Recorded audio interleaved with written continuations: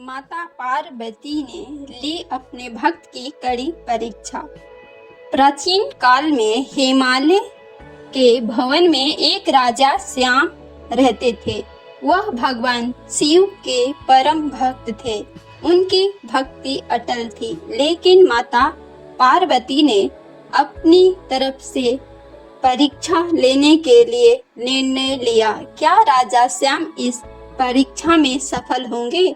उनकी भक्ति सच्ची क्या थी? आइए जानते हैं इस रहस्य से भरी पूरी कहानी। राजा श्याम दिन रात भगवान शिव की आराधना में लीन रहते थे। उनकी भक्ति ने देवताओं को भी मोहित कर लिया था, लेकिन माता पार्वती संशय में थी। उन्होंने राजा श्याम की भक्ति की सच्चाई जानने के लिए एक कठिन परीक्षण का आयोजन किया।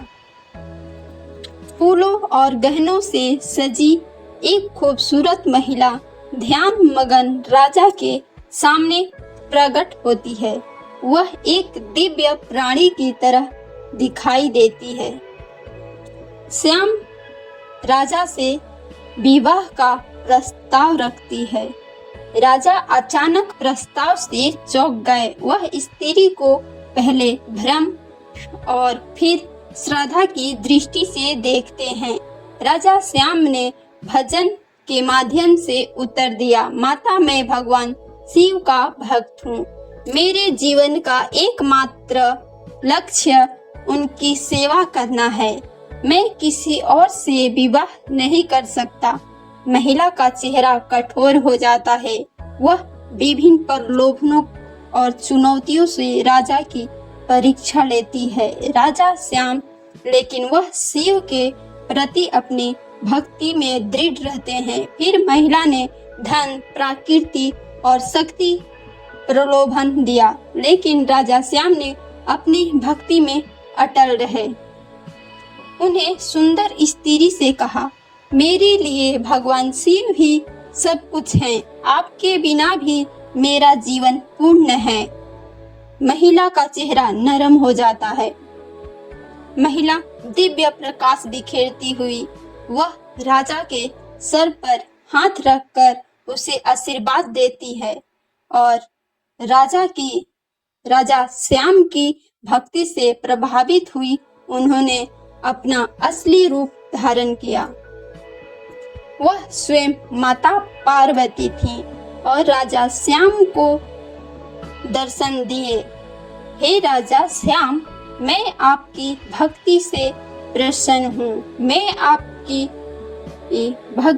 प्रसन्न हूँ।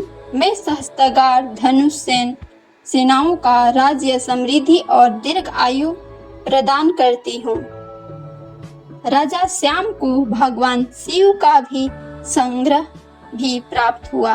उन्होंने राजा श्याम को अमृतत्व का वरदान दिया, शक्ति आशीर्वाद दिया। राजा श्याम भगवान शिव की शक्ति में डूब गए और उनके राज्य में सुख समृद्धि का आगमन हुआ।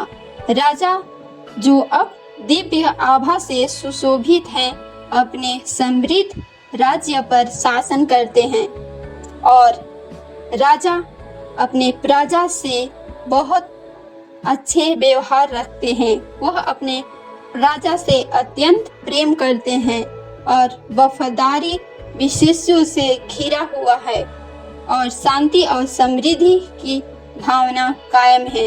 यह कहानी हमें सिखाती है कि सच्ची भक्ति झलकती है। भगवान शिव की कृपा उन पर होती है जो उन्हें सच्चे हृदय से उनकी सेवा करते हैं। नमस्कार दोस्तों, अगर आपको ये कहानी अच्छी लगी हो तो लाइक करिएगा, शेयर करिएगा और चैनल को सब्सक्राइब कर लीजिए। धन्यवाद।